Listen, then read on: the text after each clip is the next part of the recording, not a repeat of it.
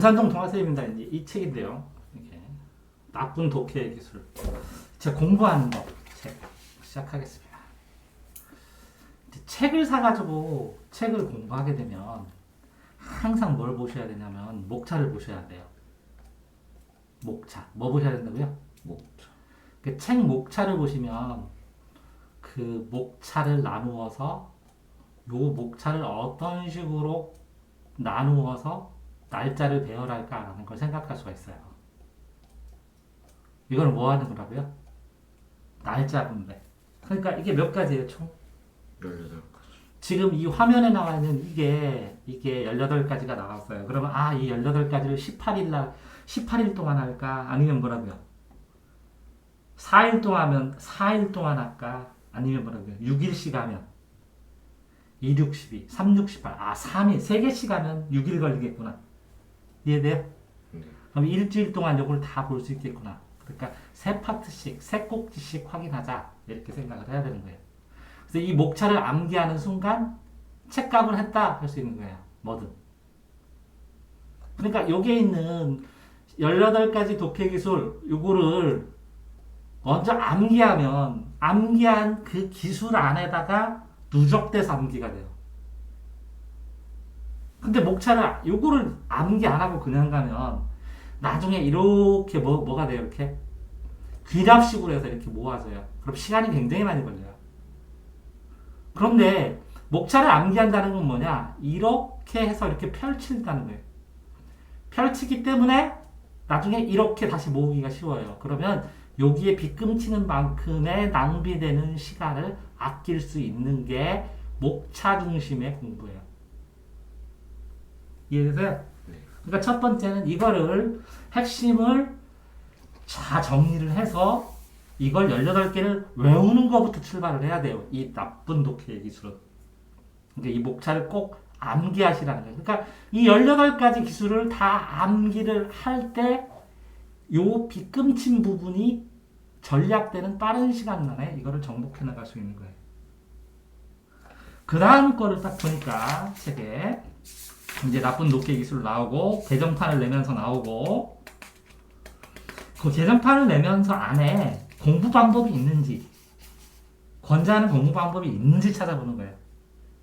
개정판을 내면서요. 다음에 이렇게 나와요. 이렇게. 이해되세요? 네. 그러면 요 짧은 요 첫째 마당, 둘째 마당, 셋째 마당 이렇게 나오잖아요. 이렇게 나와 있는 요거에서 이게 첫째 마당, 둘째 마당, 셋째 마당 이렇게 나와서 여기에 목차가 나와요. 이 목차에다가 이 파트를 공부를 하면 여기다 세부 목차를 만들어야 돼요. 여기에 1, 2, 3, 첫째 마당에 4, 5가 있잖아요. 여기에다가 하나, 둘, 셋, 세 가지 주의점, 두 가지 주의점 이렇게 하는 것처럼 늘어나는 것처럼 이해되세요? 요걸 정리를 하면 요점 정리가 됐다고 할 수 있는 거예요. 그러니까 공부를 한 다음에 여기다가 요점 정리를 해서 이 18가지를 다 외웠거든요. 외운 다음에 추가로 해서 요거를 정리하게 되면 이해가 깊어져요. 그러면 나중에 이 18가지가 더 탄탄해지면서 여기에 있는 이 내용들이 이것을 기억했기 때문에 더 빨리 기억하고 거기에 딱딱딱딱 머물러진다. 자, 그래서 컨셉 정리가 나왔고 그 다음에 왜 독해력인가 하면서 쭉 나왔어요. 이거는 전체 공부를 하면서 왜 이런 식으로 공부해야 될지 하는 이론적인 배경을 깔아준 거예요. 그 뒤에는 다 스킬이고. 이해돼요? 어? 자, 그러면 내가 얘기했잖아요. 여기서 왜 문장 독해부터 시작하는가 하는데 이 책을 보면 뭐가 있어요? 이렇게 정리된 거 있어요. 공부 노트로. 서처럼. 그죠? 그 다음에 뭐라고요? 실전 독해도 있지만 필수 요소 있고 핵심으로 새카맣게 되어 있잖아요. 그죠? 그러니까 몇 개만 더 추가해서 쓰면 요 독해 기술의 이유들이 여기에 부분적으로 써 있는 걸 여기다 정리할 수 있어요. 그러면 뭐라고요? 책을 보면 이렇게 일단은 들어가면 파트 3 하고서 여기 쭉 설명이 있어. 학생기술에 대한. 그거 설명들에다가 이 밑에 빈 공간에다가 이런 것들 있죠. 핵심 요소들. 새까만 거.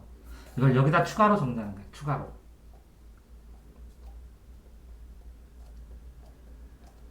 이해돼?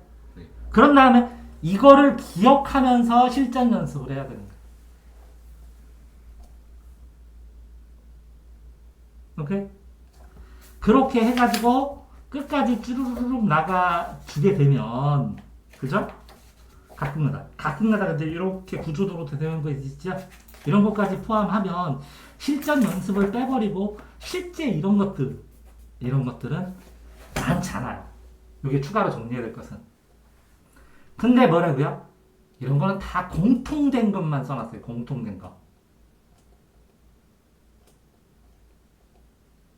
이해돼? 그러니까 솔직하게 말하면 여기에 A4 같은 거, 종이에다가 A4 2장, 응? 아니면 큰 종이에다가 여기다 목차를 다 쓴 다음에 18가지를 여기에 추가되는 요 설명들하고 요거를 이 옆에다가 요 설명은 여기다가 요런 것들은 여기다가 이렇게 쓰잖아요? 그러면 A4 한 장의 표로 다 만들 수 있을 거예요. 이 책을 아마.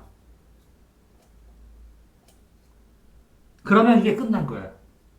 근데 이거를 할 때 내가 실전 연습을 했더니 이게 이런 뜻이구나, 이 부분이 안 되는구나 라는 걸 갖고 오면 그걸 상세하게 더 설명할 수가 있는 거예요. 이해됐나요? 네. 근데 일단 책 내용과 상관없이 이것들, 도깨기술에 나와 있는 이 18가지들을 간단하게 설명을 한번 해주면서 이 책을 공부를 시작하기 전에 인트로라고 생각하고 들어보시면, 자, 첫 번째, 꼬리 중심으로 사고하여 머리를 찾는다. 이게 머리는 이제 두 갈씩으로 돼 있어요. 거의 다. 글에 보면.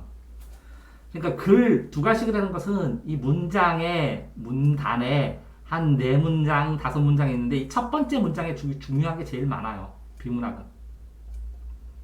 근데 머리를 찾는 다음에 그걸 설명한 걸 이 꼬리 중심을 찾으면 되는데 이 꼬리 중심을 모아가지고 이 머리를 연결해서 하면 고난도예요. 시간도 많이 걸리고. 그러니까 빠른 시간에 이렇게 귀납적으로 정리해서 핵심을 찾으면 굉장히 능력이 있는 거예요. 근데 실제적으로는 이 꼬리를 했을 때는 이 단락, 한 단락, 두 단락, 세 단락이 전부 다 꼬리거든요. 이걸 다 모으면 머리가 되는 거예요. 근데 읽을 때는 이 머리를 빨리 찾아가지고 꼬리가 어떻게 설명됐냐. 그러니까 이게 연역적으로 적용을 어떻게 했나. 이렇게 보는 게 실제로는 더 빨라요. 자, 머리와 꼬리만으로 문장의 의미 파악이 어렵다면 필수 요소를 찾아라. 그러면 뭐라고요? 관련되는 요소들이에요. 이렇게 문장을 가다 보면 요 단어가 필요하고 요 단어가 필요하고 요 단어가 필요하고 요거까지는 잘해요, 아이들이. 근데 이걸 연결시키는 거예요. 연결시켜서 뭐라고요? 완결된 문장 형태로 이해해야 한다는 거예요. 이걸 한 문장으로. 이게 뭐라고? 주제 문장이에요. 자, 제목도 기억할 때도 완결된 문장 형태로 기억하는 게 기억이 훨씬 오래가요. 단어만 생각하는 것보다. 그래서 영어 단어 외울 때도 뭐라고요? 영어 단어만 외우지 말고 그 영어 단어가 나온 예시 문장을 독해를 여러 번 한 다음에 영어 단어를 외우면 이 주변 내용과 더불어서 이걸 암기할 때 영어 단어가 잘 외워지는 효과랑 같아요.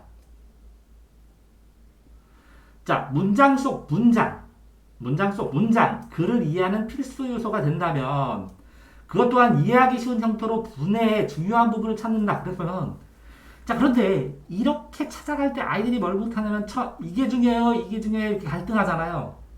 상관없어요. 이것도 찾아놨고 이것도 찾아놓은 다음에 나중에 이렇게 연결하다 보면 이게 아니라 요 단어랑 연결해야 되구나 하는 게 보여요. 그렇기 때문에 내가 이해하기 쉬운 단어들을 찾으면 돼요. 그러니까 이거를 기억 안 하고 이걸 했을 때 줄거리가 더 잘 잡혀. 그럼 이거 잡으면 돼, 나는. 내가 전체 주제를 잡으면 돼요. 근데 이게 여러 번 선택하고 여러 번 선택해서 이렇게 완결된 생각을 만들다 보면 이 완결된 생각들을 또 이어가지고 주제를 뽑다 보면 이게 점점점 늘어가지고 정교하게 당연히 이렇게 해야 되는구나. 이런 건 이걸 골라야 되는구나 하는 감이 생겨. 이게 독해력이에요. 자, 문장끼리 연결되어 있는 문장은 연결된 문장이 어떤 문장보다 강조해서 읽어야 보다 어떤 문장을 보다 강조해서 이 강조해서 읽어야 하는지 파악한다. 이거 자체가 중요한 걸 찾아내는 거예요. 그렇기 때문에 이 강조해서 제일 많이 쓰이는 게 지시어, 연결어, 접속사이기 때문에 지시어, 접속사 이런 것들을 다 역삼각격 치는 거예요. 이렇게. 왜 그러냐면 이쪽도 영향받고 이쪽도 영향받으니까. 근데 동그라미 세모는 이건 긍정적, 부정적 중심 내용을 찾을 때 쓰기 때문에 여기도 삼각형 치면 헛갈리잖아. 그래서 역삼각형 치는 거예요. 자, 지금까지 배운 개념을 가지고 복잡한 문장을 의미단으로 잡으세요. 지금까지 배운 개념이 있다. 복잡한 문장이 있다. 의미단어로 끊어라. 중요한 애를 골라내라. 자, 끊어라, 골라내라. 개념을 가지고 개념으로 복잡한 걸. 이해됐어요? 다 이게 한 문장 같지만 여러 문장이에요. 여러 문장. 그러면 뭐라고요? 다 한 문장씩 딱딱 완결된 생각으로 이렇게 끊어줘야 돼요. 그래서 한 개, 두 개, 세 개, 네 개예요. 자, 중요한가 안 중요한가 시험 문제 나오고, 의미 단위인가 형식 단위인가 시험 문제 나오고, 복잡한가 단순한가 시험 문제 나오고, 지금까지 배운 개념인가 새로 나온 것인가 시험 문제 나오고. 이해되세요? 이렇게 끊어가는 거고, 그렇게 하다 보면 문장에서 핵심어를 고른 거 핵심어. 문장 속에서밖에 안 찾아요. 근데 이 핵심어가 있으면 전체적으로 그래요. 목차를 보면 한 개나 두 개나 세 개가 이렇게 나오면 그거를 다시 설명하기 때문에 여기에 있는 주어가 같든 서술어 같든 일치하는 부분이 있어요. 반복될 수밖에 없어요. 반복되고 일치하는 것을 이 각도에서 설명하는 뿐이에요. 자, 이렇게 나와요. 산이 이렇게 되면 산은 구름이야. 산은 절벽이야. 산은 구름도 있고 절벽도 있어. 이렇게 산이라는 게 세 번 반복되면서 이거를 어떤 식으로 어떤 서술 방식으로 시간 순서냐, 공간 순서냐, 인과관계 순서냐, 인물의 특성 순서냐, 어떤 방식으로 서술하는지를 찾아내야 되는 거예요. 그렇게 찾다 보면 단락의 처음과 끝 뭐라고요? 처음 두 갈씩, 끝 결론이니까 이건 미괄식. 거의 처음 끝에 나와요. 중간은 거의 5%도 안 돼요. 접속어 흐름을 잡아서 쭉 전체적으로 찾으면 돼요. 자, 그렇게 되었을 때 여기 보면 구체적인 예시보다 일반적 추상적 거꾸로 해볼까요? 이걸 뒤집어서 일반적 추상적보다는 구체적인 예시를 보면 일반적 추상적인 게 뭐 나오는지를 알 수 있어요. 일반적 추상적인 거를 첫 줄에 넣는 다음에 구체적인 예시를 뒤에다 놔요. 일반적 추상적인 걸 딱 읽자마자 구체적인 예시는 뭐 쓰겠구만 하고 알 수가 있어요. 그러니까 둘 다 연관관계가 있는 거예요. 예시 뒤에 앞에 진술을 심화 발전시킨대요. 그러면 추상적인 거 나왔다가 구체적인 게 나오는 게 심화 발전이에요. 그러니까 영어 같은 걸 보면 이렇게 보면 보통 사람들은 이렇게 얘기한다. 그러면 뒤집혀갖고 특별한 거, 요걸 뒤집은 특별한 게 여기 나와요. 영어 단락 문장 해석하다 보면. 그래서 이런 구체적인 것과 일반적 추상적인 걸 첫 번째 놓고 일상적인 걸 이걸 반전해서 시각을 뒤집는 구체적인 사례들을 써나가면서 그걸 여러 가지로 쓰는 이런 영어 문장, 그래서 문장 단락, 영어 독해를 하게 돼요. 단문 독해를. 이런 걸 하다 보면 항상 이게 영어가 한 단락이 아니라 한 네 단락 정도가 되거든요. 그러면 이게 추상적 내용, 여기 구체적 예시, 반론, 구체적 예시 이런 식으로 이게 뭔지, 대조인지, 비교인지, 예시인지, 부연인지, 추가인지, 설명인지 이걸 딱 쓰고 이걸 쭈루룩 보면 글 쓰는 원리를 되게 여러 가지를 공부하게 돼요. 이게 영어 독해가 비문학밭이에요. 자, 글쓴이가 의문을 표시하거나 질문을 던져. 그럼 의문을 표시했다. 그럼 주제만 의문을 표시해요. 질문을 던져 반드시 답을 주제로 해야 돼요. 그에 대한 대답 해결 방식이 주제예요. 왜? 질문했는데 답을 안 던지면 글을 안 쓴 거예요. 주제와 관련되지 않은 걸 질문해버리면 엉뚱한 걸로 내가 장난친 거예요. 의문을 제기한 것은 주제만. 자, 그래서 글은 주제로 시작해서 주제로 끝난다는 거예요. 그래서 주제를 파악하면 국어를 반절 푼 거예요. 주제는 뭐냐? 중심생각이에요. 중심생각을 어렵게 하지 말고 중심생각이 뭐냐? 그럼 줄거리예요. 줄거리를 파악했으면 반절 끝난 거고 줄거리를 시작해서 줄거리를 주제까지 포함해서 한 문장으로 줄일 수 있으면 압축이 끝난 거고 이렇게 풀기 시작해서 마지막에 이 주제로 점검하는 거예요. 주제에 너무 벗어나면 답. 주제에 맞으면 답. 주제에 너무 가까우면 답. 주제에 너무 멀면 답. 이렇게 돼요. 이건 아닌 거 찾아라. 이건 맞는 거 찾아라. 자, 그렇게 되면서 여기에는 구체적, 추상적이라는 걸 한 가지 하고 여기는 질문, 의문, 의문문 이런 걸 한 거고 세 번째는 이제 인과관계를 한 거예요. 이 가장 간단한 트릭이에요. 원인 다음에 결과. P면 Q이다인데 Q면 P다로 시험 문제 내는 거. 근데 결과 쓰고 왜냐하면 때문이다. 때문에 요 왜냐하면이 생략되면 때문이다를 보든지 왜냐하면을 찾아가지고 인과관계가 순서가 바뀐 게 왜냐하면이기 때문에 시험이 되게 많이 나오는 거예요. 자, 이렇게 해서 전개에서 원인보다 결과를 주목한다. 아니 무조건 결과는 주목하는 것이고 결과가 있으면 원인을 찾는 거예요.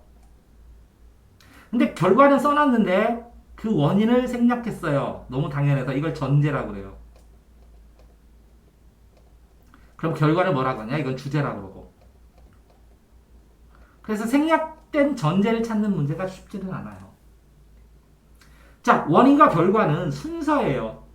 동태적 방법은 나머지는 다 정태적이에요. 정지 방법인데 동태적 방법은 딱 세 가지예요. 인과 서사 과정. 그래서 원인과 결과는 P면 Q이다. 이게 순서가 시험 문제가 나오고 이걸 뒤바꾼 걸로.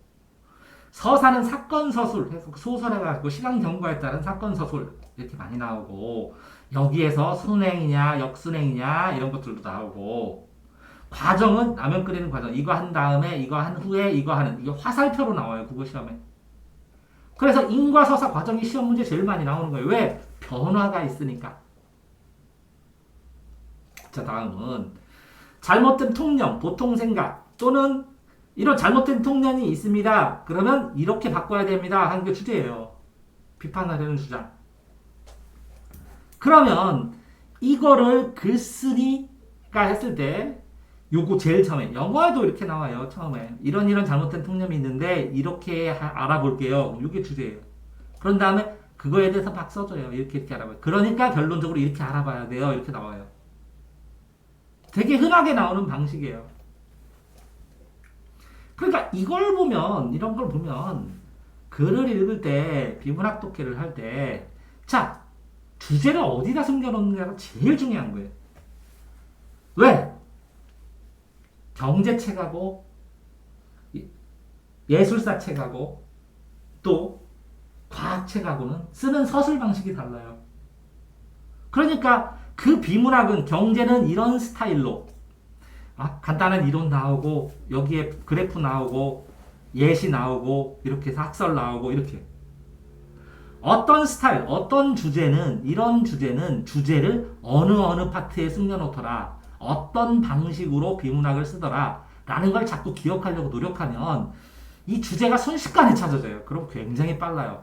왜? 결과를 알고 거꾸로 찾게 되니까. 그러니까 뭐라고요? 얼마나 주제를 빨리 찾느냐의 문제예요. 그러니까 앞에 내용을 가볍게 읽어라. 잘못된 거니까. 글쓰기의 이견 주제 찾아라 이런 거예요. 좀 되게 복잡하게 얘기하는 건데 뭐라고요? 주제 찾아라. 핵심을 찾아라. 이거밖에 없잖아요. 이거를 설명하려니까 어렵게 되고 오래 걸리고 그러는 거예요. 자, 나열해서 쭉 나열했습니다. 이게 병렬식이든. 그럼 키워드, 제일 영어도 어려운 게 뭔지 아세요? 이렇게 내달라 그랬는데 주제가 뚜렷하게 안 나타나요. 요거랑 요 단어랑 요 단어랑 요 단어를 연결해야 주제가 나와요. 이게 최고 난도 문제예요. 영어에서 나오는 한 5개 정도 이렇게 나와요. 쌤, 주제 밑줄 쳐주세요. 그러니까 칠 수가 없어. 여기 조금, 여기 조금 치고, 여기 조금 치고 연결해줘야 돼. 쉬운 문제는요. 그러나 그런 거로 결론. 그러나 결론. 결론적으로 말해서 결론. 이렇게 다 돼 있어요.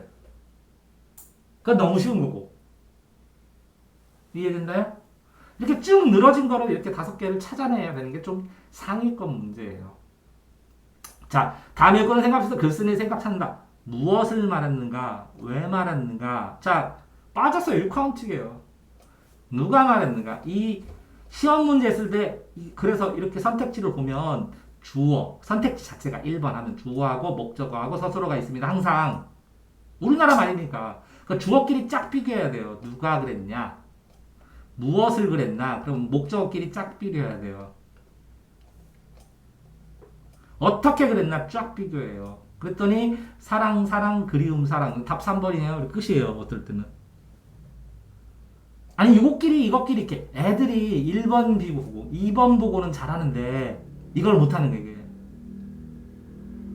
예를 들어서 1, 2번은 내가 그랬고 3, 4, 5 6번은 그가 그랬으면 주어가 다르면 이렇게 딱 나눠줘야 돼요. 이 2개 판단하고 이거 2개 판단하자 이렇게. 이해됐나요? 누가 무엇을 이걸 뭐라고요? 어떻게 왜 그죠? 어떻게 언제 어디서는 뭐라고요? 언제 어디서는 배경이니까 6카운치 상황 파악에서 시도 그렇고 소설도 그렇고 모든 것들은 뭐라고요? 상황 논리, 상황을 명확하게 파악하는 것은 6카운치기 최고예요. 그러니까 줄거리를 어떻게 뽑아요? 누가 물어보더라고요. 그럼 6카운치 골라내라고요. 누가 언제 어디서 무엇을 어떻게 왜 했냐고. 그래서 6카운치를 누가 언제 어디서 무엇을 어떻게 했어. 그럼 여기가 왜예요. 그럼 얘도 변했잖아요. 누가 얘하고 얘가 그랬으니까 누가 언제 어디서 무엇을 어떻게 왜 하면 끝이에요. 이거 어떻게 하고 6번까지다. 왜는 여기고. 그래서 누가 누구에게 언제부터 언제까지 어디서 어디로 무엇을 어떻게 해서 얘는 왜 하는 거예요. 자, 그러니까 글쓴이의 생각을 찾았는데 다른 의견은 뭐예요? 얘는 글쓴이 얘는 뭐라고? 다른 의견. 그럼 딱 받치면 소리가 나잖아. 이렇게 얘하고 다를 수 있잖아. 얘하고 이해됐어요? 자, 그러니까 여태까지 한 거 뭐 있어요? 주제 찾아라. 또 뭐 있어요? 6카운식으로 생각해라. 아니에요? 한 문장에 뭐라고요? 핵심을 골라라. 6카운식의 줄거리 중에 바탕으로 이 문장에서 핵심어를 찾아서 연결해서 주제 만들면 끝이라고. 그게 종국적으로 말하는 게 결국, 궁극의, 이게 다 주제예요. 궁극의 결국, 이런 게. 국어니까 주제 파악 문제를 물어보는 것이지, 얘가 말하고 하자는 건 무엇인지 그 숫자를 물어보거나, 자, 국어인데 이게 13이 높아요? 10이 높아요? 이거 수학 문제잖아. 국어는 그렇게 해야지. 이건 높은 편이에요? 낮은 편이에요? 올라가는 거예요? 내려가는 거예요? 이 정도만 하면 되는 거지. 이해돼요? 네. 그러니까 반대 개념이 되게 중요한 거예요. 이런 걸 찾다 보면. 자, 개념을 파악하려면, 그치? 개념의 위치도 파악하지만 요 반대 개념. 왜? 얘가 높아요? 그러면 뭐라고요? 낮아요? 얘 커졌어요? 작아졌어요? 요 사이에서만 시험이라고. 사이가 아니야. 이거냐? 맞는 거 찾아라. 이거냐? 틀린 거 찾아라. 이런 거야. 국어를 이상하게 애들이 정교하게. 봐봐. 야, 1번이 답이면 2번도, 3번도, 4번도, 5번도 답이잖아. 답이 아니잖아. 이해돼요? 네. 아닌 것을 찾아라. 그러면 5번이 답이지. 그러면 이것도 맞고, 이것도 맞고, 이것도 맞고, 이것도 맞는 거야. 극단에서 제일 반대편에 있는 걸 찾는 거야, 국어는. 왜? 소송 걸려, 말싸움으로. 이거는 한 칸 되면 왜 이 2칸은 안 돼요? 그럼 왜 3칸은 안 돼요? 난리나. 이게 정치요. 2칸이냐, 3칸이냐, 2.5칸 하자. 이렇게 협의하는 게. 이건 논술에서 나오는 거야. 됐어요? 이 개념들을 잡으면 개념들에서 뭐라고요? 캐릭터 명확하다는 뭐예요? A가 있으면 얘가 A와 반대되는 B 성격을 찾으면, 내립 개념을 찾으면 반드시 나온다고. 높다 하면 낮다, 넓다 하면 좁다. 이렇게 국어는. 얼마큼 크다, 얼마큼 높다 이런 거 없어. 이해돼요? 자, 그래서 우선 A를 찾고 값달라 해서 A의 어떤 점에 말하는지 파악한다. 그러면 보세요. 여기에서 첫 줄에서 내가 A를 찾았어. 그럼 이 두 번째 나오는 이 A가 어떻게 되는지를 봐야 될 거야, 변화는. 이해돼요? 그러니까 첫 줄 읽은 것과 두 번째 줄 읽은 거는 연관관계. 그 다음에 세 번째 줄의 연관관계. 자, 막말로 A에서 고른 단어라. 두 번째 단어의 연관관계를 생각하면서 읽는 게 독서지. 한 줄 읽고, 한 줄 읽고, 한 줄 읽고. 이게 독서가 아니야. 이게 누적이 돼야 된다는 거야. 그럼 누적을 못 시키면 어떻게 되냐? 먼저 골라. 애들이 왜 국어가 안 늦냐면, 과감하게 좀 고르라고 좀 빨리 좀. 너 처음에 내가 책 읽으라고 하니까 왜 이렇게 천천히 읽었어? 그치? 근데, 야, 괜찮아. 10번, 20번 읽는 게, 읽다 보면 이해도 되고, 암기도 되고 좋잖아. 10번, 20번 돼. 그럼 마구마구 골라도 되지. 초스피드로. 방학 때 이거 연습시킬 거야. 무궁화 꽃이 피었습니다 하면서. 1시간 동안 무궁화 꽃이 피었습니다 하면서 빨리 읽는 거. 이해돼? 그러면 처리할 수 있는 양이 다르겠지. 속도를 두려워하면 안 되지. 엄청나게 어려운 게 나오는 게 아니거든. 그리고 엄청나게 어려운 건 천천히 읽으면 되지. 나중에 모아놨다가. 당연한 거는 빨리빨리 없애야지.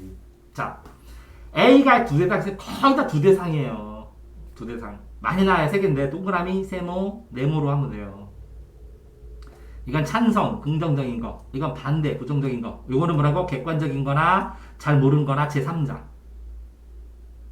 이해되세요? 네. 그러면 공통점도, 대조도 다 처리할 수 있잖아. 차이점도. 자, 그러니까, 이게, 예를 들어서 인물도 그래. 인물별로 동그라미 쭉 쳐놨어. 어떤 걸 동그라미. 그랬더니 0이 0이 0. 아니 0의 특성에다 치라고. 이해돼요? 아니 어떤 학설에서 긍정설은 했던 긍정설만 동그라미 해서 그건 뭐해? 긍정설 내용에 동그라미 쳐야지. 이해됐어요? 네. 더 구체적인 게 동그라미 치고 그래서 동그라미 이걸 연결해 보니까 긍정설의 이론은 1, 2, 3 이렇게 나오잖아. 알겠어요? 네. 자, 그런 다음에 부정설도 치고. 근데 이걸 연결해서 이 두 개의 결론이 뭐냐? 하면 의견이야. 의견이 주제야. 뭐, 시간의 흐름만 봐야 되나? 공간의 흐름도 봐야 돼요.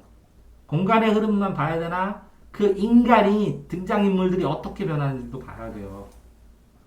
공간의 흐름도, 그죠? 공간 자체가 변하기도 하고 공간과 시간이 변하기도 하고 공간에 여기에 이것만 봐야 되나? 배경의 흐름도 봐야 돼요. 배경이 달라지면 그 싸움할 때 보면 뭐더라? 그 저기 이 오락실 가갖고 위에서 피 때려나면서 뭐 그 싸움하면서 KO 시키는 게 있지. 두두두 패고 배경이 다 배경부터 뜨지. 배경에 따라 느낌이 다르지. 완전히 다르다고. 그러니까 배경도 봐야 되고 인간도 봐야 되고 공간도 봐야 되고 시간도 봐야 돼. 변화한 거는 이거밖에 없어. 왜? 이거는 뭐야? 공간. 이거는 뭐야? 시간. 이거는 뭐야? 인간. 이 인간이 이 공간 시간에서 뭘 보고 있냐고. 어떻게 보냐고. 이렇게 보냐고. 이렇게 보냐고. 이렇게 보냐고. 왜 하필이면 이거냐고. 그 육하원칙이야. 그로 나타나는 효과, 표현법, 방식 이런 것을 보는 거지. 이거보다 진짜 중요한 거는 자, 주제를 찾아야 되는데 주제를 찾아야 돼. 그죠? 뭐를 해야 돼요? 문장에서 뭐라고요? 요것들을 모아야죠. 모아갖고 연결된 게 뭐가 돼야 돼요? 육하원칙. 육하원칙이면서 뭐가 돼요? 줄거리. 이 줄거리를 뭘로요? 모아갖고 이 줄을 딱 모아갖고 뭘로 바꿔요? 주제로 딱 바꿨죠. 그렇게 바꾸다 보니까 글 전체로 봤을 때는 여기에서 한 줄 뽑았어요. 그 다음에 여기도 한 줄 뽑고 여기도 한 줄 뽑고 여기도 한 줄 뽑았어요. 이걸 다 모아서 엮어버렸어요. 엮었어. 그랬더니 이거는 찬성이고 만들기 주제가 만들기가 요거면 주제만 하면 되는데요. 주제를 쓰되 이 주제를 잘 표현하는 요 방식 추상적인 얘기인 걸 얘기하고 A 이론을 한 다음에 반론 B를 한 다음에 통합했다. 이렇게 하든지 이게 구조고 이건 예시고 이건 뭐다 하는 것처럼 이렇게 끊어가지고 자 자습서나 이런 데 보면 여기에 뭐 써있어요? 전부 다 소단원 주제 나오죠? 이 소단원 주제들이 이 내용 다음에 이 내용 다음에 이렇게 내용 쓰고 이렇게 넣었어. 이게 뭐예요? 개요. 개요면서 뭐예요? 구조. 구조면서 이 개요에 들어간 단어들은 뭐예요? 핵심어. 이해돼요? 이거를 뽑을 수 있으면 80% 이상 국어가 풀린 거예요. 그거를 이 내용을 이해한 다음에 이 예시를 보고 이 적용하는 법을 보고 확인하는 것이지 이 적용하는 걸 내용을 외우라는 게 아니야. 이런 방식을 이해하고 이렇게 풀어나가고 이렇게 봐야 되는구나 라는 걸 예시에서 확인해 나가라는 것이야. 그러니까 그렇게 여러 가지 풀이법이 있는데 그걸 가지고 이 사람을 몇 개로 줄인 거야? 18가지로 쫙 줄인 거야. 그냥 스킬이라고 하면서. 왜? 아이들이 이것조차도 잘 안 쓰니까 만들어진 글이 만들어진 원리로 사실은 글쓰기를 배우면 논술 쓰기를 배우면 이 쓰기 할 때 저 요소들을 다 가르쳐요. 그러면 읽기를 되는데 읽기만 하고 글 쓰는 사람 입장을 하는 이걸 하기 위해서 이걸 배우면 더 빨라지는데 이걸 못 하더라도 이런 식으로 해야 돼. 이런 식으로 해야 돼. 이걸 자기화 해가지고 완벽하게 자기가 이해했을 때 써먹을 수 있는 거야. 근데 이거를 또 보고 해도 똑같아. 늘지가 않아. 그러니까 어떻게 해야 돼? 이 줄, 여기에 있는 독해 기술들을 보면서 내가 안 되는 게 뭘까? 이거는 저는 이렇게 해서 이럴 때 안 쓰는데 이거 어떻게 연습해야 돼요? 하고 물어봐야 돼, 나한테. 그럼 그 트레이닝 하는 방법을 알려주면 되니까, 부분별로. 알겠나요? 네. 독해 기술 학습법이었습니다.